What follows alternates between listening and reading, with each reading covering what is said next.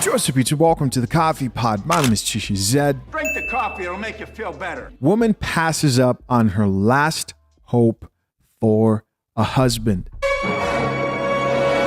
But did she? I don't know. We're going to have that conversation. Guys, today's video is brought to us from Relationship Restored. They are a channel on YouTube. For full transparency, I'm going to react to clips and then a longer form video from one conversation that was had between the host and another female host. It looks like they've had conversations in the past, but this story is crazy. There's a lot of truth in here. There's a lot of coffee. And the thing about the truth, man, is once you understand the truth, once you experience what it's like to just be even a little bit caffeinated, you can never unsee the truth. You can never go back to seeing things the way that they used to be. All right, guys, so let's get into it. So the conversation that this man and woman had start off with this lady explaining this series of relationships that led to the main relationship that they talked about. It started off with her talking about her high school sweetheart, college sweetheart. They kind of went from high school to college. With him being a little older than me, I think Nick was 3 years older than me. So if I'm 16, I think when I met him, I was 16. So he's 2 years older than me. He's about to go to college and you're still in high school. Yeah. But Nick loved God and all the things. But ultimately, he just was really jealous, like really, really jealous. And it boiled over once I graduated high school and we wound up being at the same college at Morgan together. So we had this little ceremony where we called ourselves like, God will honor the marriage whether we get a license or not. Like, I was in love, I was in love, okay? And so, yeah, that baby was just a little too much for me.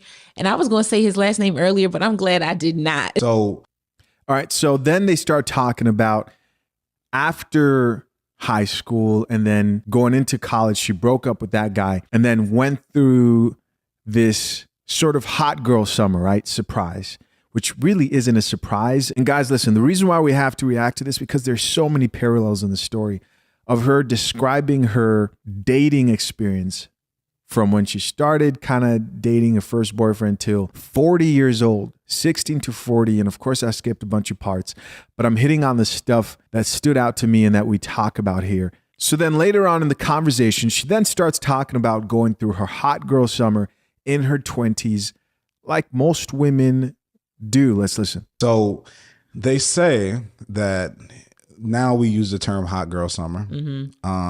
But every woman has to have that experience to where they explore, have fun. If that involves sleeping with somebody, that's sleeping with somebody. Like, I'm just going to go with the flow versus like trying to plan everything out so much. Yeah, I definitely had that moment.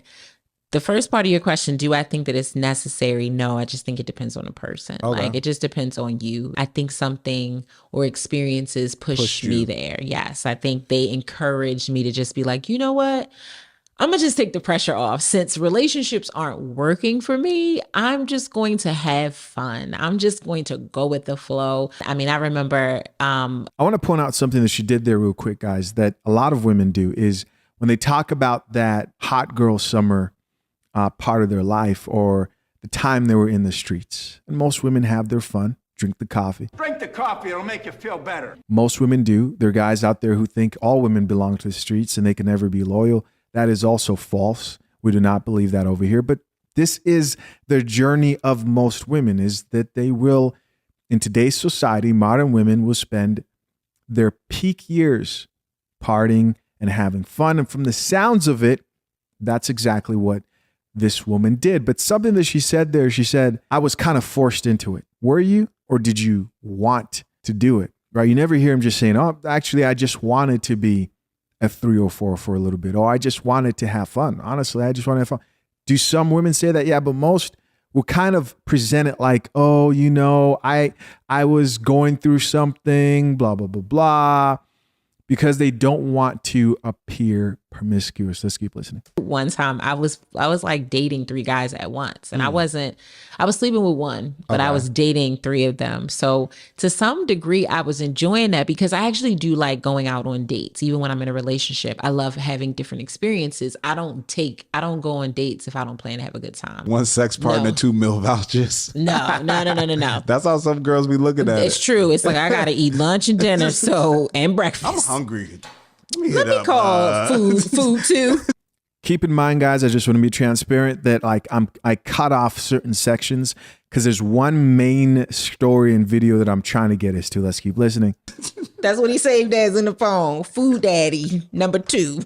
No, but I had fun like with all of them. But I liked like, oh, I got a job and I feel like I had a part-time job. Like, who I'm going out with tonight? You know, so it was definitely fun, but I would not have preferred to do that necessarily, but it was necessary in the moment. I had fun, like I said. So I would have never thought that I would have been in that mindset. If you told me before that I would be like that, never. I wouldn't have believed it for myself, and I wouldn't have believed it for women because, like you, I was thinking like all girls want to be in a fairy tale marriage and just happy and with a man. That's what we all want. And it wasn't until I felt it for myself, like, actually, not right now. So she said something that I also thought was important. She says we're taught, and she thought all women just want to have relationships. All women just want to be in loyal relationships. Nah, man. A lot of these women have moments where they just want to be in the streets. They just want sex. Yes, that's all that they want. Is that healthy? That's a different conversation. That's not one we're going to have right now. But that idea that a lot of women are out here just having a good time, not really wanting to be serious, and just want to have a good time and be in the streets is something that a lot of young men aren't really taught. You know, you're taught that women are these innocent angels, unless if you drink a little bit of coffee, watch the coffee pod, and you learn that a majority of women out here also either had a period where they're just wanted fun and to hook up with the most attractive guys, or they might be going through that period right now, or some of them might want that for the rest of their lives. But then she talks about hitting 30. She's around that epiphany phase. And what happens? Well, the type of men that she's attracted to change. How do I know? Because of the type of man who she was with during this time. And she's going to talk about this guy, the man who treated her the best, the man who deserved the best version of herself. This is that story. This is where I was trying to get us to. So guys, just to recap, high school to college, she had that innocent puppy love situation. Usually if your girl goes to college, man, just let her go. Especially if you're still in high school and she's graduating and going to a different college, let her go. Let the streets have her. She's not yours. That's for the younger guys. Save yourself some pain. In her 20s, she had her fun. And then towards her 30s, which is where we're at now, she meets a good man. Keep in mind, she's 40 years old right now. 40. No more wasting time. Let's get it. But I want to go back to the man you were referencing earlier. Mm-hmm. We're going to call him Mr. Mature. Okay. Just for the reference of this conversation. Sure. Because for most of the time I've known you were with Mr. Mature. Mm-hmm. And I know that was, would you say it's the most impactful relationship in your life, or one of the most impactful like relationships in your life? Mm-hmm. So the age difference was how long? 18 years. Yeah. Can you talk about like how you met him and what made you be like, I'm going to take this chance or date this man who's a lot older than me versus, holding out for maybe somebody a little bit closer to my age, and then also thinking what the future could look like. What was it that made you be like, this is the person? Because for a long time, I think, and correct me if I'm wrong, you thought this might be forever. Yes. This is your forever person. For sure. Yeah. Yeah, for sure. I love telling this story, but I'm going to tell the short version because it can get long. But I relocated from Baltimore to Montgomery County for a job. Yeah. I was doing my very first lease up. In our world, that's basically an empty new construction building that you have to fill up with people or lease up. And some benchmarks in a lease up is certainly getting like a record number of leases in a week, but it's also when you lease your high point units, like your highest price units or your nicest units. Those are sometimes the units that are the hardest to move. For sure. And the building was not even like taking occupancy yet. And within a few weeks of just the stuff being out on the market, I leased like my most expensive 1-bedroom apartment to a person that never came into the office, like did not tour. So I was like, and the pictures of the unit were nice and the unit was nice. And I'm like, this is great. Like, I cannot wait to tell my boss about this. This is how we get the ball rolling. And this was my first one. So I had a lot to prove. And so when I'm looking at his application, like everything checks out. And then I see that he like works in DC and he lives in Silver Spring, which is in Montgomery County. And I'm like, why did he lease this without seeing it when he lives like down the street? It's very strange. So I called, reached out to set up a tour. He was just like, the pictures were enough for me. I know it's a new building. I only saw one of these. That's why I jumped on it. I do want to see it. Sets up a tour, comes in, nothing, like he was cool. Like it was nothing. Nice tour. He liked the apartment, but it was a 1-bedroom. And he was like, but I have 2 daughters and they're young women, but they visit and I want them to be comfortable. Do you have something similar to this? So y'all, I already got him on the most expensive 1-bedroom apartment. I'm like, I got the 2. I got the 2-bedroom. It's a little bit more, but let's see how he feels about it. And I show it to him and he loved it. And he was like, I think I'm gonna do this one. I think I'm gonna just take this one. And I'm like, boom, like lock him in. So we're walking through now the amenity spaces. And this was when I first, like, he like said something during the tour that made me be like, is he flirting with me? He said like, this place is so nice. I feel like it's going to be I feel like you're bringing a lot of joy to my life with showing me all of this stuff. And I was like, that was such an elaborate way to say that, like that you like the place. Just say you like the place. Shooting a shot. And that was that. He leaves. Yeah. We lock everything in, pays his deposit, all the things. The next day, I get a bouquet of flowers to my office, and I'm dating a guy at the time. So I assumed that they're from him, but then I see the card, and it says, someone, no note technically, just signed someone.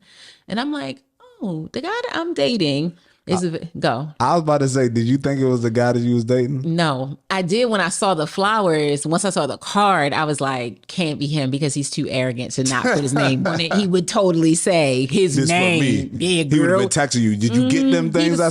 Sent them things with a singing telegram. Who, baby, is he from me? Girl, you better say thank you. George YouTube, listen, real quick. It's time to talk about the sponsor of today's video. And it could be you. Hear me out. If you enjoy the content produced here on the Coffee Pod, you can support by drinking coffee through one of my handcrafted coffee mugs right here. I've talked about this before, but I haven't gone into detail about what exactly goes into this coffee mug. What you see written around the mug there, all the different taglines from the Coffee Pod. Everybody knows the drink the coffee, it'll make you feel better. And women.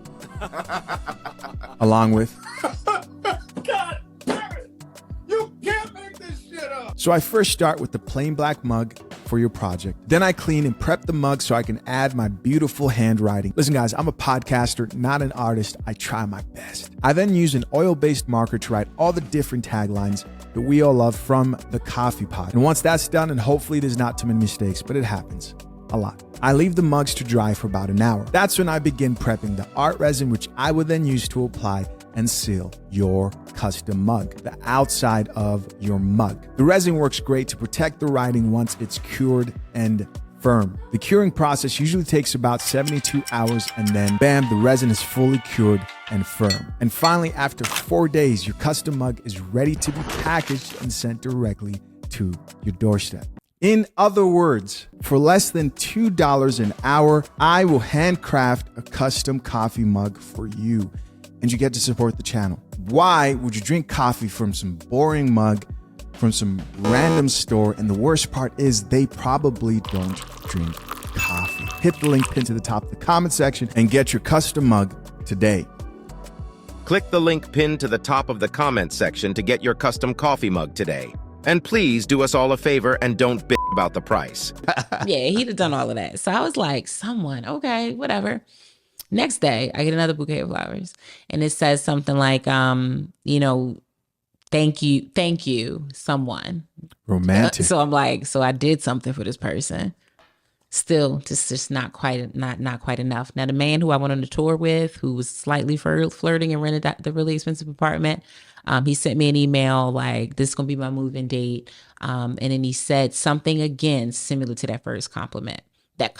Like, he was like, you're already changing my life so much. I really appreciate it. Thank you. And I'm like, yeah, okay, no problem. Get another bouquet of flowers. 4 days go by, I get a bouquet of flowers every day. and they all are signed from someone, and the notes get a little longer, but it's still very cryptic, and I don't know who it is. So I'm telling all my friends at this point, like, y'all, who do you think this is? Like, it's got to be from a man. Like, who's the man? Like, you sure it's not the man? And I was scared to ask the guy I'm dating because, well, if it's not him, he can be like, so who's sending the flowers to you? So I asked the guy. I asked the man I was on Mr. Mature, who I didn't know was Mr. Mature yet. But I was like, I'm so scared to ask him because I would have been embarrassed if he was like, no, I ain't send you them flowers, girl. You the leasing, you the property manager. Relax. So I was like, hey, did you send me flowers? Like, because one of the notes said thank you, and he was like, no. And I was like, oh, my bad. And he was like, why would you think I sent you the flowers? I was like, well, like I said, one of the notes said thank you. And he was like, well, if I sent you flowers, I would say that it was me. He was like, well, clearly the person doesn't want you to know who they are if they keep writing someone. So I was like, all right, then bet, my bad. Chill. And then I think I got another bouquet of flowers, and he called me. And he was like, it was me. It's been me the whole time. This probably seems weird, but I would like to take you on a date. And I told him no, because he was about to be my resident. And I did not want the conflict. I was like, I don't know. And I also didn't feel no real sparks when I met him, So it was daily flowers, man. This is the stuff that women beg for, right? This is the stuff that they'll say they want. Of course, she says she didn't feel the spark from him. But my man was going the extra mile. What do you guys think of that so far? Comment down below. Let's make this interactive. This story's wild, man. Let's keep listening.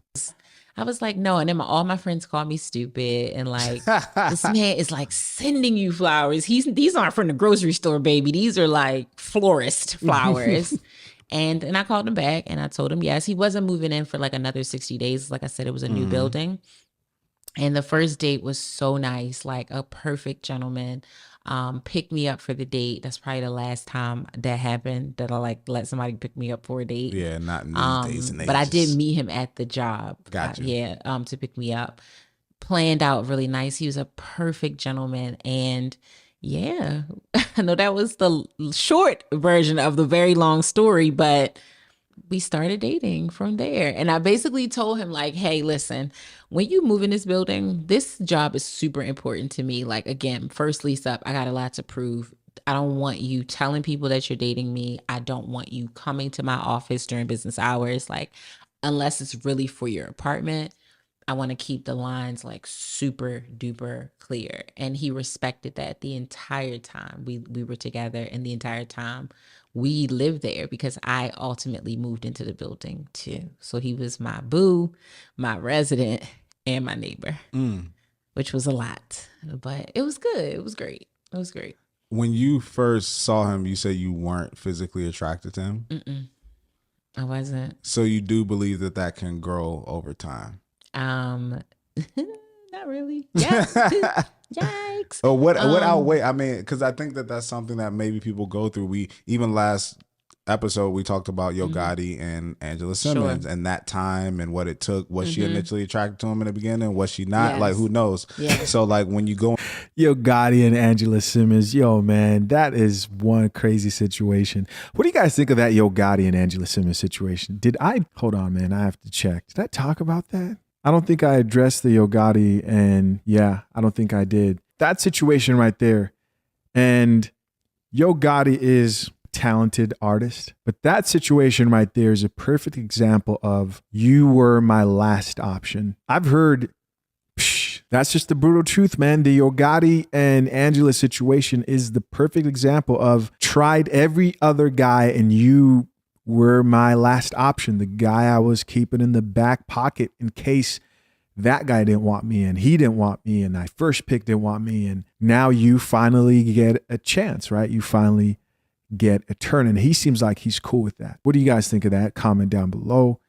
They seem pretty happy. Let's keep listening. To entering into a relationship, there's always that question of 10% versus the 90%. If 90% is good, but 10% is that you're not attracted to them, can that relationship still work? Can you grow that attraction? Like, how do you deal with those situations when you're in that. Yeah, so I answered the question hastily. I was specifically talking about physical attraction. Physical, yeah. So yes, that not so much. But yes, I grew to be very attracted to him. I was very much in love with him because of just how he showed up in the world. Like I say, he was a very gentle man. He was the first man that I saw be so powerful, but not toxic, but not like in the yeah type of way.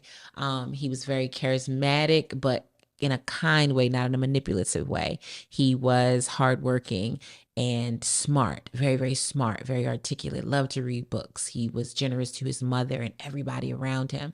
So me watching him like this, it's like, oh yeah, like he's so nice. He's so like good to me. One of the first things he said to me when we were just like dating, like we didn't live together or anything yet. Maybe like 2 weeks into us dating, before we got off the phone, he asked if like we could pray together, and we started doing that. Wow. Pretty much every night on the phone until we pretty much lived together. This man was damn near, as far as like qualities that women want in a man, as you know, when it comes to positive qualities outside of her. She's saying she wasn't very physically attracted to him, but like romantic, flowers, prayer, respecting boundaries. And then another thing with with the flowers, like that continued every single week of the entire time we were together. Yeah. Up until, yes. Working with Rhonda, flowers would come every single week. Yes. And by the time you and I started working together, him and I had been together for probably 2.5 years at that point. I think there were only a few times that didn't happen. And that was towards the end when the relationship was starting to get a little wonky. But even when I would travel and I would go out of town for like work or vacation, he would send me flowers when I was away. So he's very romantic. He was just a loving, loving man. So yes, I grew to be very attracted to his spirit, to his character, and ultimately just like to him. So the question is, guys, she should stop pausing it. But guys, you already know where this is going. Sending flowers even when you're on vacation. This man is doing everything right. Where do you guys think this is headed? When you see a man who does everything a woman wants him to do, what happens? Let's keep listening. Only little piece was that physical piece. It never fully turned the tide. Never fully turned. I want to get to that too, but also I want to touch on being with someone who has kids. And I always hear some people, like I had a friend who, and I never thought about it from this way. He was like, I was like, would you date a woman with a kid? He was like, how's the kid? And he was like, if they're above like 10 or something like that, like, yeah, I'm cool. Because I guess the older, it's like, all right, they are who they are, you know, and then they're a few years from being out, or if they're 16, 17, like I'm cool with that because they about to be their own person, do their own thing. And I always thought like, oh, if you really love somebody and you're dating them, you want it to be little. So the kid knows you ever since they're little and you kind of have an influence in their life. But how was that dating a man who, you know, had kids or the kids were adult kids? I know that you didn't necessarily have to be in the house with them, but were you cognizant of your impression on them and maybe like them being close in age to you and what they thought? Yes. I was so nervous to meet them for the first time. We were having dinner at his house and I was like, I was so on edge. I was saying to him, like, do you really think they're going to like me? Like, cause I'm like so much younger than you. Like I'm closer in their age. I think we were 10 years apart, 10 and 11 years apart. Cause his daughters were a year apart, year and a half apart. You were 10 years older? I was 10 years older than them. Okay.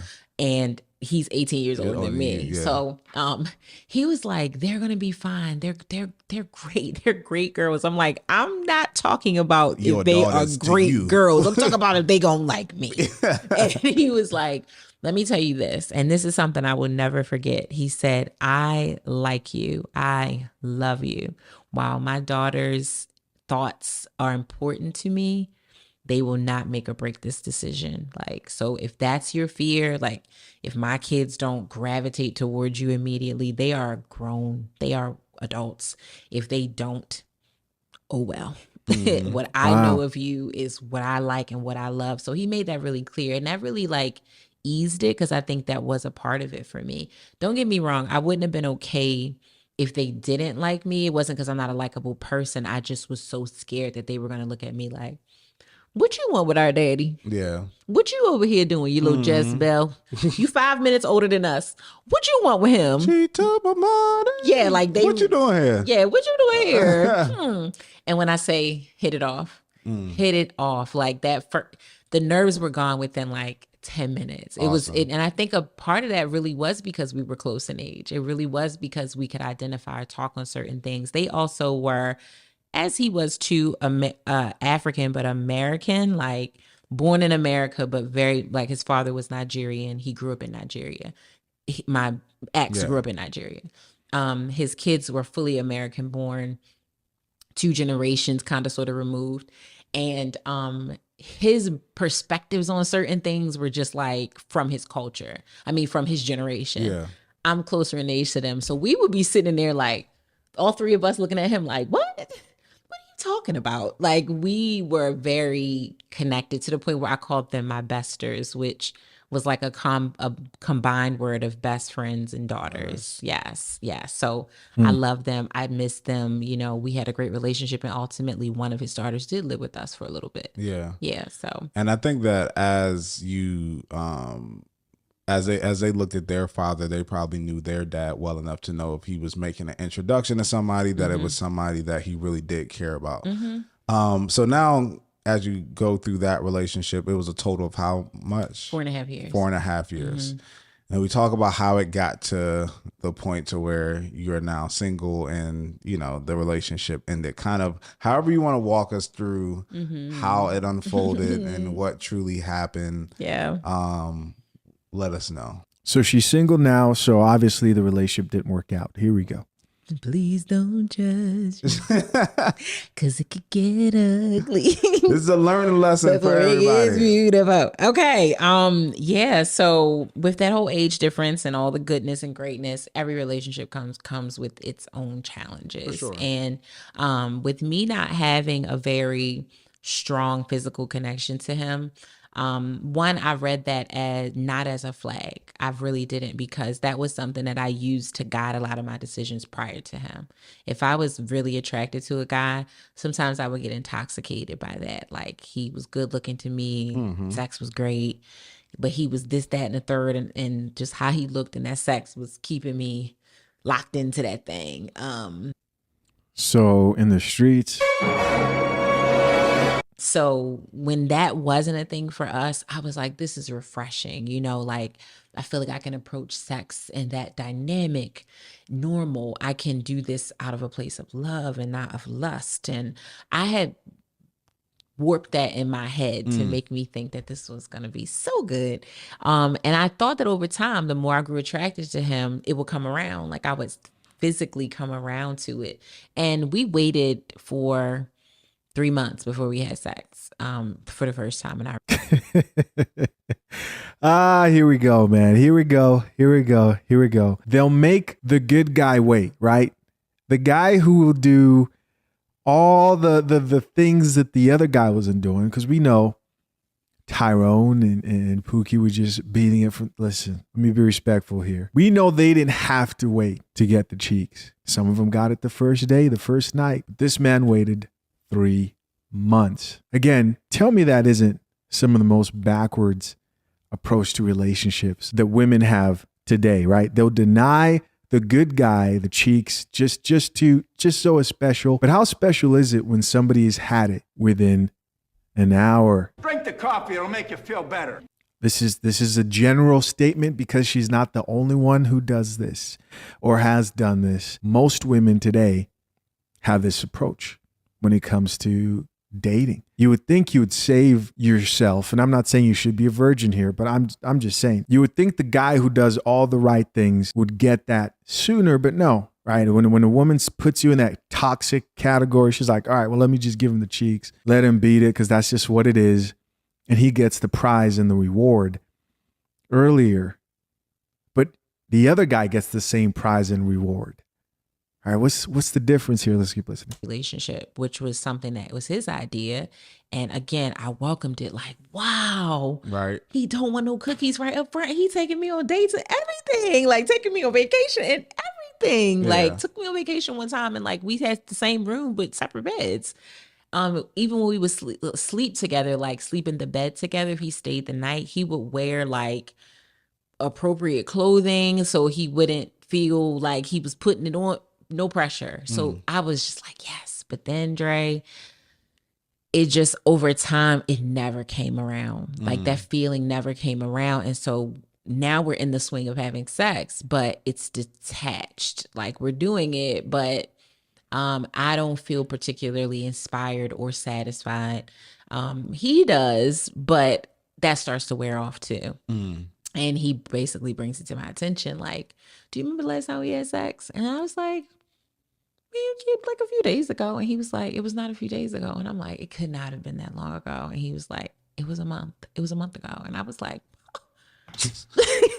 well, wow, time flies, doesn't it? So at that time, you had just made up in your mind that this just won't be a part of the relationship. Yeah. Moving forward. Not a big part of it. Not a big part of it. No. And you had come to terms with that. Mm-hmm.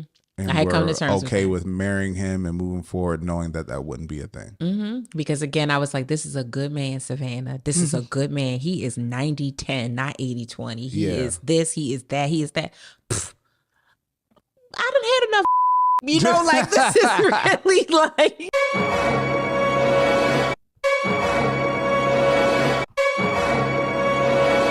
This is really my crazy mindset.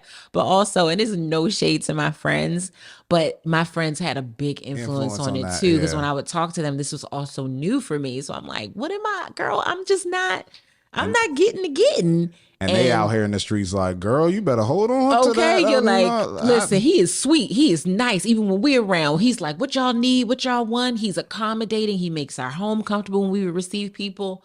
So everybody loved him so much, me included. So talking to them was like talking to his cheerleader. Be nice, they said. Be nice to her, they said. Get her flowers, they said. Well, like, shut your mouth, take that coochie in that house and give it to him. Because he deserves it, you know? So, but it wouldn't work. And when he brought it to my attention, like, I felt bad.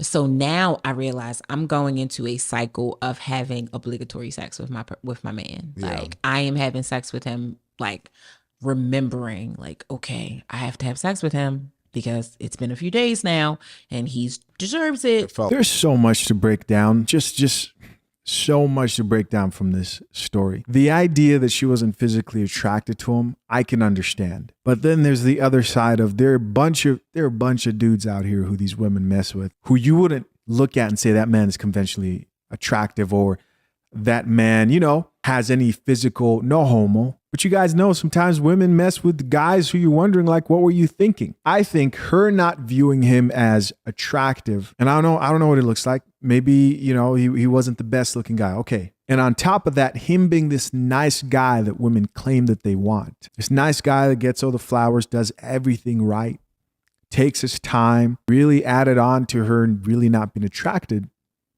to him. Especially her being in the streets used to like more toxic, dominant type men. It all makes sense. Let's keep listening. More of a chore than an actual desire. And not to get like too like descriptive, but I even started just only doing it in certain positions because it allowed me to just get through it more. Like a lot of times from the back, because I just didn't have a connection with him in that way. So it would feel very awkward. Only at night. The best sex for a period of time was when I would go out because I had a couple drinks. So I'm coming home and I'm like, "Ooh, you about to get it, boy." And it even got to a point where he was like, I'm not doing that anymore. Yeah. I'm not doing that anymore. I'm not doing that. You come home, you done had a couple drinks, you feeling real spicy and saucy, because I know, I can tell the difference. We have sex totally different. And I was like, none of my tricks, nothing is working. I'm not getting like psychedelically tricking him into like, this is okay. And it went on like that for a long time though, to the point where like he said to me like, I don't know what I'm doing wrong. Like if I'm doing something wrong, why don't you just tell me? And I was like, I can't tell you because I don't think you're doing anything wrong. Like you were putting your best foot forward. I just am not it's just not working for me. So it was hard. It was very hard. Like I would literally pray, and probably shouldn't have been praying to God to fix the sex in my non-married relationship. But I just loved him so much. And this was, like I said, the first man who earned my love in the most beautiful way possible. And why couldn't I perform for him? Drink the coffee, it'll make you feel better. What do you guys think? Comment down below. The man who earned her love, and why couldn't she perform for him? Comment down. I'm curious. Yeah. Like, of all the men that I should have tucked these cookies in for sure. He's not one. The gate should just be flying open for him. And so I would cry. I would pray, like, God, please, like, just when I wake up in the morning, just fix it. Like, fix it. Fix me. Like, it's the ghetto. It's the bad things. It's all the bad experiences. It's my negative association to sex. And, like, I had, unfortunate situations with sexual in my life. And I'm like, whatever those things are that are having this bad influence on how I used to think about sex and who deserved it, please take that away from me. Because I wanted to do this for him, like, so badly. And it broke my heart that I could never do it for him. Never do it for him. I'll never forget the day we sat on our couch in the living room and he was like, I just want to have a really honest conversation with you. And I just want you to, like, tell me exactly what it is. Like, not this cute answer, not what you think I want to hear. None of that shit you've been telling me that you're working on it and it's just you and you in your head and all that. Like, for real. And I told him the truth that, like, it's a disconnect. Like, I'm not naturally attracted to you in that way. And it's probably nothing that you could do about it. And his face, it was like, you remember Mortal Kombat when he would go in the chest and snatch the heart out? That's what I felt like I did. In this whole be honest with me, I was like, the man asked me for honesty and I gave it to him, but I don't think that that's what he was thinking I was going to say. And Crushed that him. was pretty much the beginning of the end of our relationship. Yeah, I can imagine. Yeah, Crushed him. That was tough. That was tough because then the weird part, not technically weird, but weird for us, that was when the whole open relationship dynamic was introduced. Oh my And goodness. almost as a means to save our relationship. And in the moment, I didn't think that that's what it was, but I later learned that that was like... Wait a second. This man got into an open relationship after she confessed to him that she didn't find him physically attractive. Did this man love pain? Yo, man, what's going on here? Did this man love pain? I've done too many videos on couples trying to fix their relationships with open marriages. This is insane. So now you're going to let other men bust the cheeks the right way because you can't do it. And you're going to be a part of that experience and maybe even watch. This is some wild shit. Last ditch effort. And a really, really, really bad effort because it pretty much tore us apart. It was I wish we had never done it. I don't have a lot of regrets about anything in life. That's one thing I very much wish we never did. For sure. Nope, it wasn't for us. It wasn't. And that's also not something you should do to save your relationship. I've said that on here before when someone talked about that or wrote in about that. Threesomes, bringing other people into your bedroom to save your relationship. Really, really, really bad idea. If it's something you all just like, you think it might be sexy or cool, great, knock yourselves out. But bringing a person in because you're trying to put a Band-Aid on something, super bad idea. I bet you, I don't know this for sure, and I might be wrong here, but I bet you this most likely was her idea as a way to make him feel better and not necessarily his idea. A lot of times when guys have done too many of these videos with the open relationship stuff, women are the ones who introduce that because for a lot of guys, the thought of another man pounding his girl, his woman, his wife, it's a painful experience. There's one situation I did where the guy introduced it and that ended up horribly too. He stopped what he was doing with the other chick and watched his wife get senselessly plowed by another man and saw her go through things he's never put her through in his life. This is a painful experience. That man was put through the most traumatic experience he's probably ever been through in his life. This is a wild story. Yeah. Super bad idea. So yeah. That's rough. Even I mean, from a guy's perspective, I can only imagine that, you know, if you're with somebody and if you're truly committed, and the one thing that you can't do with anybody else, technically, if we're speaking of what you do in relationships, you can have conversations with other people, you can do a lot of different things with other people that people still may not deem inappropriate, but sex is one thing that everybody universally is like, nah, unless we have an agreement that we can do that. And the fact that your person says like, yeah, I'm just not attracted to you in that way, it sucks because it's like, well, what am I supposed to do? Right. I don't even want to now do it with you anymore because I feel like if you do want to do it as performative or it's not something that you want to do, you're just doing it because I say I want to do it. It's like washing the clothes. It was a chore. Yeah. So, yeah, that has to be tough. And I can't imagine. Tough. So when it came to now, you said the beginning of the end and the breakup process. Can you talk a little about that and just to leave? We had an episode called Leaving and Grieving, like what that, you know, putting that relationship away and moving on, what that was like and what you learned from that experience. It was hard because breakups just suck. Yeah, they're hard. They're hard anyway. But I think it was like the writing was on the wall for a while. And the whole open relationship thing, it had introduced so many elements that we hadn't experienced. It had turned a very beautiful relationship into a mildly toxic one. Right. Because there was deceit that was happening on both of our parts. Our open relationship endeavors ultimately turned into cheating situations. I was so just crazily shocked by that because we took so much time to approach the open relationship carefully. Like we spent months like researching it and talking to people and deep diving into it to make sure this was what we wanted to do. We had established our rules, and I had even met, which was a weird story that I'll save for another day, but I had even met the woman that he was talking to, that he still to this day will never admit that he slept with, but I know he did. How do you know he did? Guys, did you catch that? She said we both cheated. He claims he never slept with anybody. So what does that leave us with? Well, she's confessing that she did it.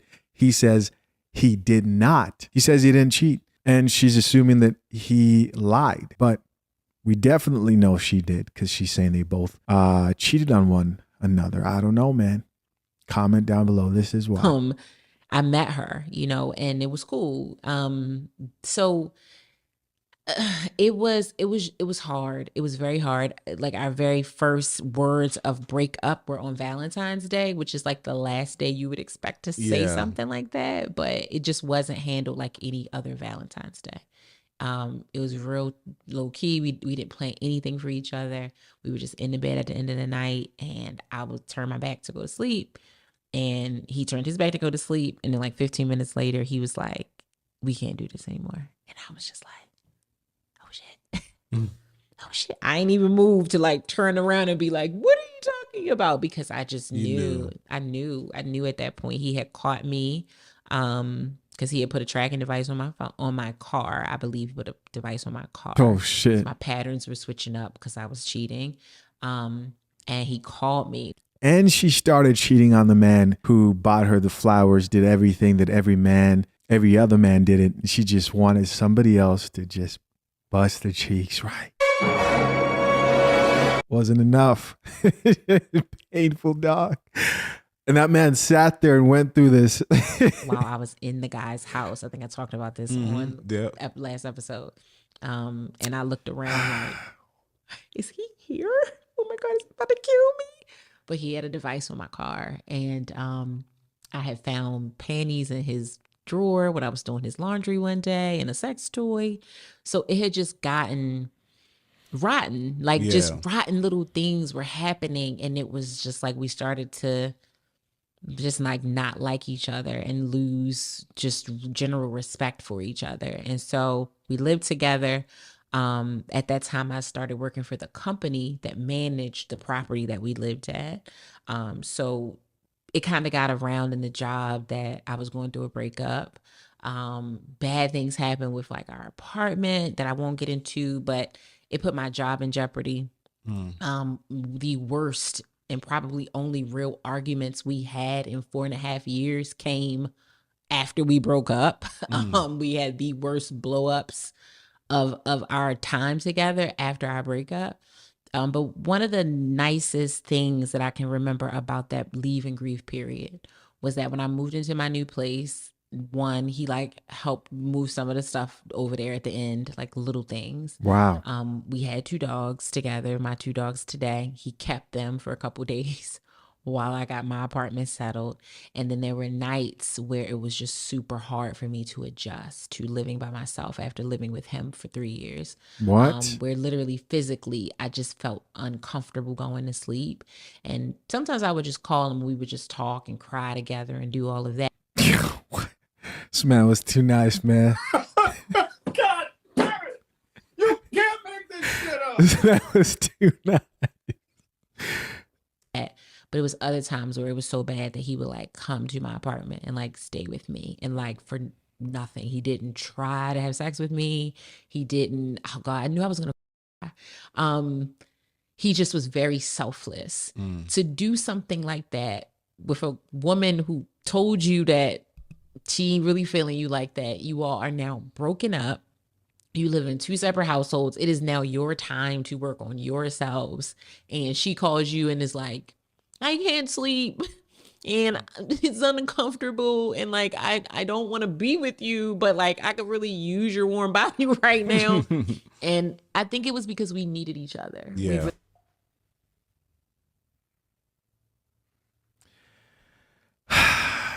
He didn't need her. He pedestalized her. He was too nice to her. He should have cut her off and gone to heal and leave her alone. We did. We needed each other in that time, and we were a consult to one another. You know, it was not just me, it was him too, because he would come so fast that it was almost like, girl, I'm glad you said something because I was gonna call you anyway. And then we got through that. You know, I got over that after probably like 6 months of time. And, you know, I'm forever grateful for that relationship because I learned so much about myself, about a good man, about having standards, about not letting anybody play in your face, about being enough. But I also learned like what not to do when you're faced with a really difficult moment. I know not to bring people into your relationship.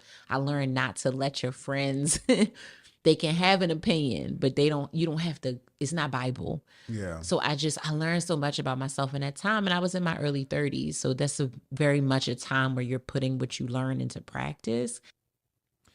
Early 30s is a grown woman, and this is when she was learning that she shouldn't bring other people into relationships.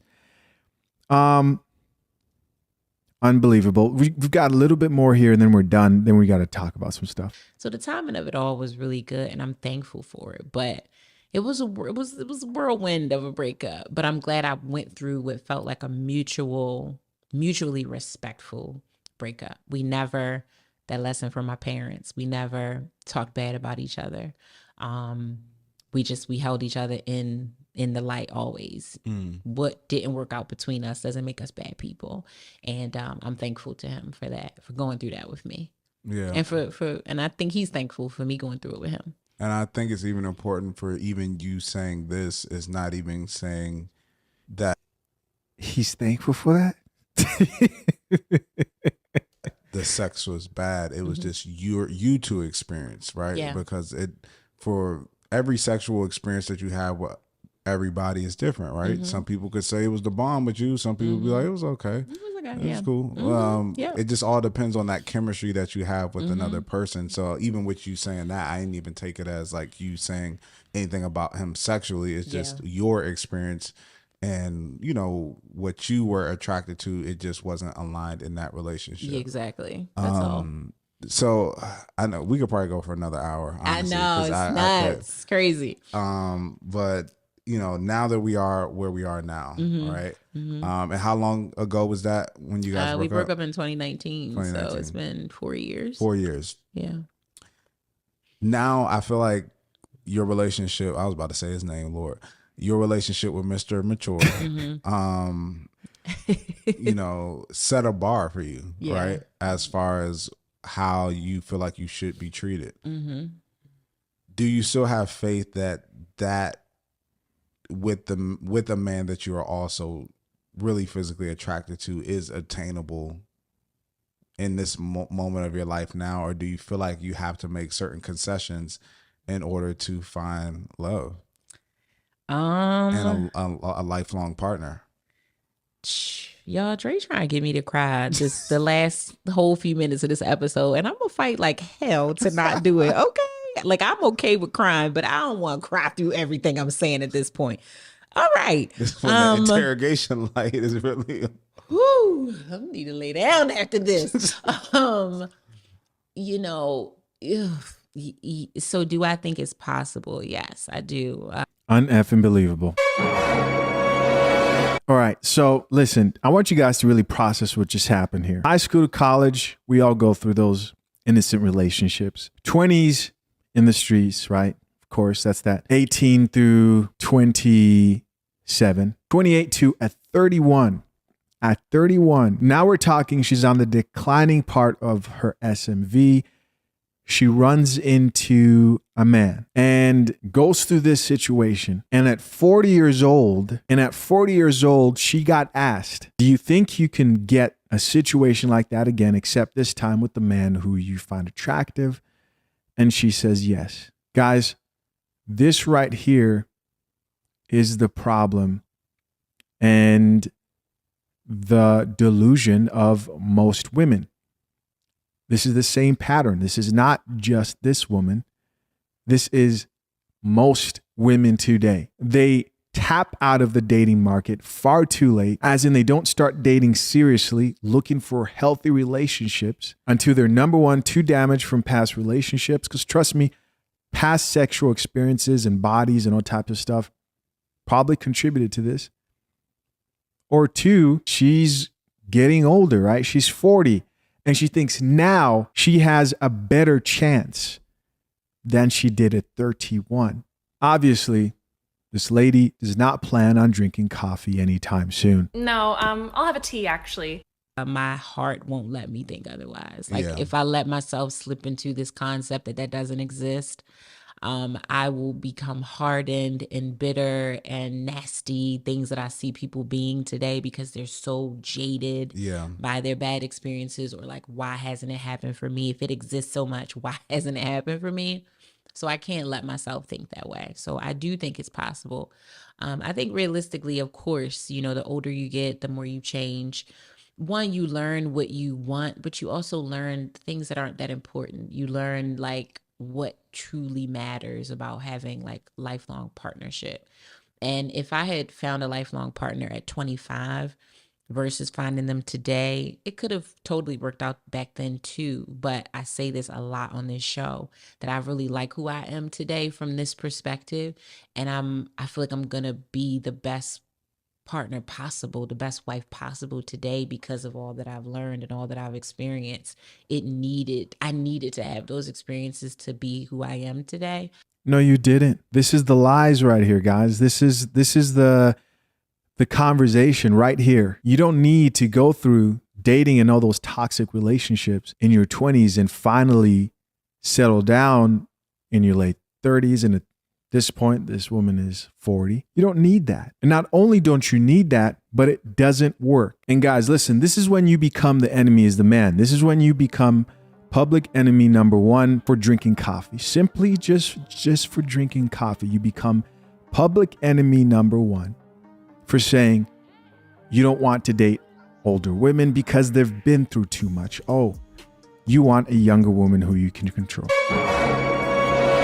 Maybe you want children and you don't want to have to deal with the complications that come with it. You can't have preferences. And a lot of women like this will cope by saying, well, there's no good men left.